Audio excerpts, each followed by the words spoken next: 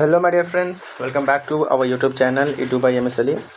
जैसा आपको मैंने लास्ट वीडियो में बताया था कि और कट ऑफ की वीडियोस नहीं आएंगी, और तो ठीक उसी तरह से मैं अपनी बात पे कायम हूँ। और ये कोई कट ऑफ वाली वीडियो नहीं है। यहाँ पे जो एक्सपेक्टेड आंसर की का डेट है और उस हिसाब से आपका जो किस तरह का स्कोर बनेगा, एक अंदाज़ा है, ये एक एक्सपेक्टेशन है, क्योंकि अभी तक आरआरबी का कोई ऑफिशियल नोटिस नहीं आया है रिगार्डिंग आंसर की डेट। तो आप इसको उसी तरह से लीजिए, ऐसा नहीं कि ये पत्थर का लकीर बन गया है। ठीक, तो चलिए शुरू करते हैं विदाउट एनी फर्दर डिले। तो आप मैंने कुछ लिख के रखा है पहले से, ताकि जो टाइम भी सेव हो और आपको देखने में भी अच्छा लगे, समझे। ये देखिए, मैंने कुछ यहाँ पे ऑलरेडी पॉइंट आउट करके रखा है। ये है आपका, इसे देख सकते हैं आप लोग कि आरआरबी JEE CBT 2 का आंसर की का डेट। ठीक, तो यहाँ पे एक होता है क्या कि देखो, एग्ज़ाम के 6 से 9 दिन के बाद यूजुअली जो है वो आंसर की रिलीज़ कर दी जाती है, और इसलिए एक्सपेक्टेड आंसर की का जो डेट है वो आपका है 8 से 11 जुलाई के बीच में। ठीक है, अब देखो आज आपका 9 जुलाई है, तो नोटिस एक्सपेक्टेड है कि आज आ जाना चाहिए, या फिर 1 से 2 दिन के अंदर आपका नोटिस आ जाना चाहिए रिगार्डिंग आंसर की, समझे।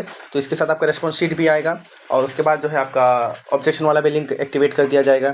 और ऑब्जेक्शन आपको अगर जिस क्वेश्चन में ऑब्जेक्शन लगेगा, आप इसमें कमेंट में बता दीजिएगा, ताकि हम भी उस चीज़ को अच्छे से एक बार देख के एनालिसिस करेंगे और हम भी ऑब्जेक्शन मार देंगे, समझे।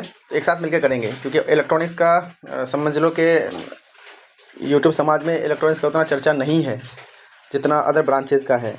तो अब ये चीज़ हम लोग के ऊपर है कि हम लोग यूनिटी के साथ इस चीज़ को आगे बढ़ाएं, इलेक्ट्रॉनिक्स डिपार्टमेंट को ऑन यूट्यूब।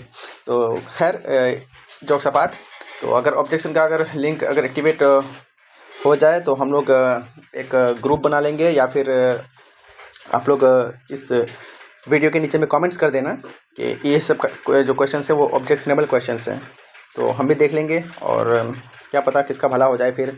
और रही बात कि आपका अगर देखो, जैसा कि आरआरबी का एक पुरानी आदत यह है कि नंबर ऑफ़ क्वेश्चंस को इग्नोर करती है, समझे। मतलब वी डोंट नो एग्जैक्टली कि द अमाउंट ऑफ क्वेश्चंस जो इग्नोर होंगे, लेकिन ये बात तय है कि क्वेश्चंस जो होंगे, क्वेश्चंस विल इग्नोर,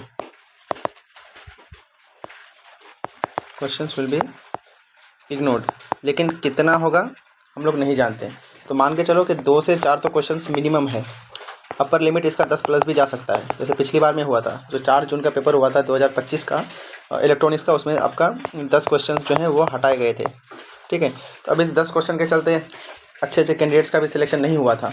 अब मान के चलो कि अगर किसी का अगर 100 आया हुआ था, ठीक है, और इसमें से मान लो जो 10 क्वेश्चन इग्नोर हुए, इसके 5 सही थे, ठीक है, या फिर 5 पे वो फुल कॉन्फिडेंट था और कोई नेगेटिव मार्किंग नहीं खाया होगा, तो इसका 100 से नीचे कितना गया, 95 आ गया। ठीक, और जबकि कट ऑफ अगर 100 अगर आ जाता है इसका टोटल में, जो जिससे पहले इसका आ रहा था, तो उस हिसाब से इसको कुछ ना कुछ पोस्ट मिल जाता इलेक्ट्रॉनिक्स डिपार्टमेंट में से।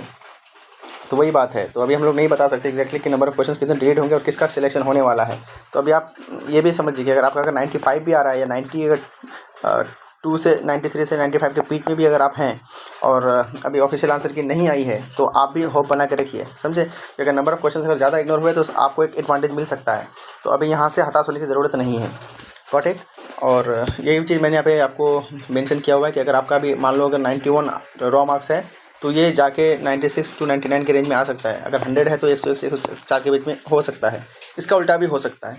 तो दोनों चीज़ आपको माइंड में रखना है। लेकिन जो 93 से 95 वाले होंगे, या फिर जिसका 95 है, उसको भी होपलेस नहीं होना है, उसका भी चांसेस बन सकता है अगर आरआरबी नंबर ऑफ़ क्वेश्चंस को इग्नोर करती है तो। और ये इसी पे डिपेंड करेगा कि कितने नंबर ऑफ़ क्वेश्चंस को इग्नोर किया जा रहा है, गॉट इट। अब उसके बाद हम लोग क्या बात करें, और बात करने के लिए कुछ है नहीं अभी और फिलहाल।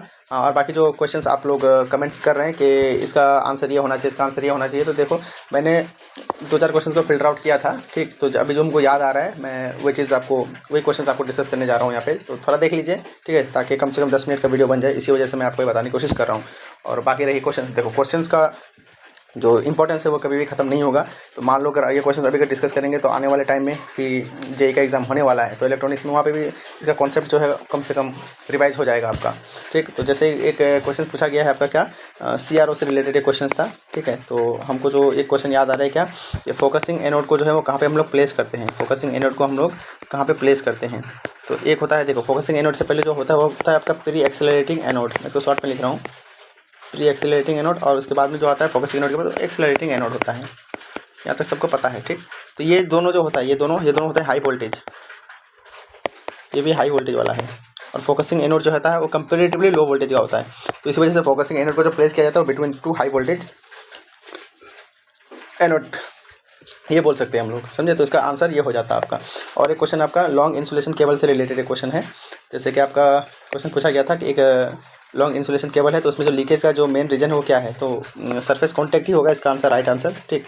और इसका मैं आपको एक लॉजिक दे सकता हूँ ऐसे, देखिए कि लॉन्ग इंसुलेशन केबल जो होता है ना, आप जितना बारीएगा समझ लीजिए कि आप उसमें एक पैरेलल प्लेट कैपेसिटर को ऐड कर रहे हैं। तो समझ लो कि अगर आप इसको ऐसे बढ़ाएंगे और ठीक, तो आप समझ लो कि आप एक और कैपेसिटर जो है ऐड कर रहे हैं, ऐड ऑन करते जा रहे हैं पैरेलली।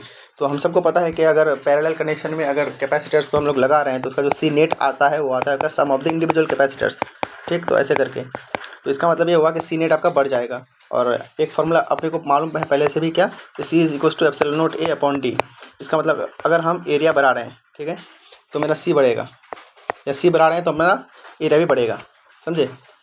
क्या हुआ यार, epsilon naught A upon D. अब देखो यहाँ पे कैपेसिटर का जो एक मेन डिसएडवांटेज है, वो मेन डिसएडवांटेज आपका क्या है, लीकेज प्रॉब्लम। डिसएडवांटेज जो है उसका क्या है, आपका लीकेज प्रॉब्लम। तो इस लीकेज की वजह से कैपेसिटर, ये देखो, ठीक है। तो अगर हम इंसुलेशन केबल को अगर बढ़ाएंगे तो इसका जो है कॉन्टैक्ट सरफेस जो वो बढ़ता है और इसी वजह से कैपेसिटेंस भी बढ़ता है। तो इसी वजह से आपका आंसर ये हो जाता है कि सरफेस कॉन्टैक्ट वाला ऑप्शन में जो था वही आपका राइट आंसर हो जाता, ठीक। और क्वेश्चन सभी हमको याद तो आ नहीं रहा है। और हाँ, और एक था वो VDC इक्वल टू VRMS। जैसे कि देखो AC RMS का वैल्यू दिया हुआ था कितना, 20 वोल्ट, ठीक। तो RMS का मतलब ही होता है effective value of the DC, मतलब DC के इक्विवेलेंट में AC का कितना इफेक्ट रहेगा, उसी को हम लोग RMS बोलते हैं। तो ये भी इसका 20 वोल्ट ही आंसर आ जाएगा, ठीक। यहाँ पे आपको 0.7 से मल्टीप्लाई करने का कोई ज़रूरत नहीं था, समझे।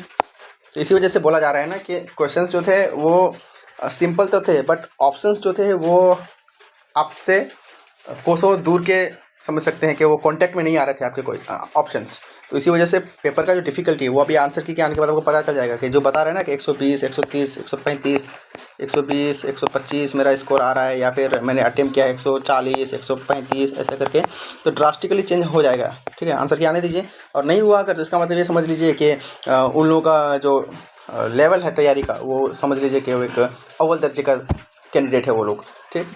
मैं ऐसा नहीं बोल रहा हूँ कि हर एक का जो है ड्रास्टिकली वो नीचे आ जाएगा, लेकिन जिसका भी नहीं आएगा समझ लो, मान लो जिसका भी 120 प्लस अगर स्कोर आ रहा है तो समझ लो कि उसका जो प्रिपरेशन लेवल है समझ लो वो एलियन टाइप का है, एलोन मस्क जैसा है वो, ठीक है। उसका ब्रेन जो है वो एलोन मस्क है, ठीक।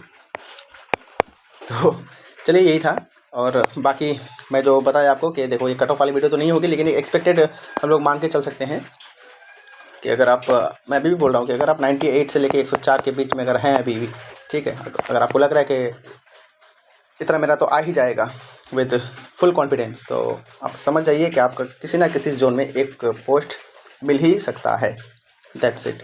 और अगर आपको चैनल अच्छा लग रहा है, ठीक है, तो आप लोग लाइक करिए, सब्सक्राइब करिए और दोस्तों तक पहुंचाइए जो खासतौर से इलेक्ट्रॉनिक्स डिपार्टमेंट से बिलोंग करते हैं, क्योंकि इलेक्ट्रॉनिक्स डिपार्टमेंट को बहुत ज़रूरी है यूट्यूब पे कुछ करने का।